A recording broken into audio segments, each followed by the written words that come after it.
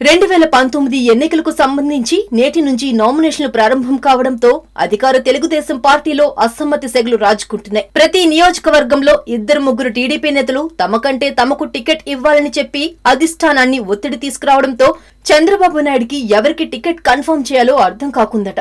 ముఖ్యంగా ఇలాంటి పరిస్థితి కర్నూలు జిల్లా నంద్యాల పార్లమెంట్ పరిధిలో ఎక్కువగా ఉందట. వచ్చే ఎన్నికల్లో చంద్రబాబు నాయుడు తనకు టికెట్ ఇవ్వాలని, లేకుంటే తాను టీడీపీకి వ్యతిరేకంగా పోటీ చేస్తానని పిరాయింపు ఎంపీ ఎస్పీవై రెడ్డి సంకేతాలు ఇస్తున్నట్లు సమాచారం.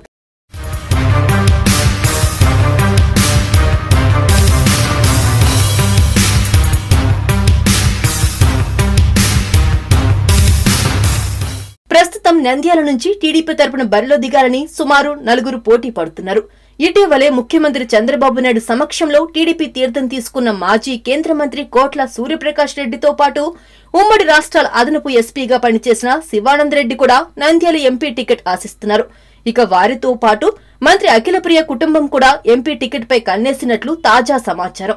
దీంతో ఎస్పీవై రెడ్డి తనకు టికెట్ దక్కే అవకాశాలు తక్కువగా ఉన్నాయని గ్రహించి వారందరికంటే ముందుగానే తెరపైకొచ్చారు. పార్టీని నమ్ముకుని ఉన్న తనకు వచ్చే ఎన్నికల్లో చంద్రబాబు నాయుడు ఎంపీ టికెట్ ఇవ్వాలని, లేకుంటే చూస్తూ ఊరుకోనని వార్నింగ్ ఇచ్చారు.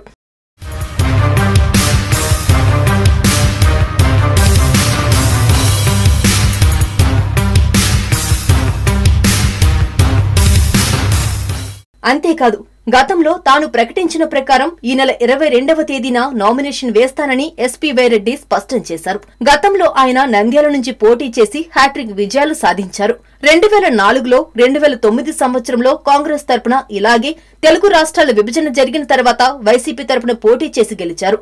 అయితే కొద్ది కాలానికి ఆయన అధికార నాయకులు చూపించిన ప్రలోభాలకు ఆశపడి చంద్రబాబు నాయుడు సమక్షంలో టీడీపీ తీర్థం తీసుకుని పిరాయింపు ఎమ్మెల్యేగా ముద్ర వేసుకున్నారు.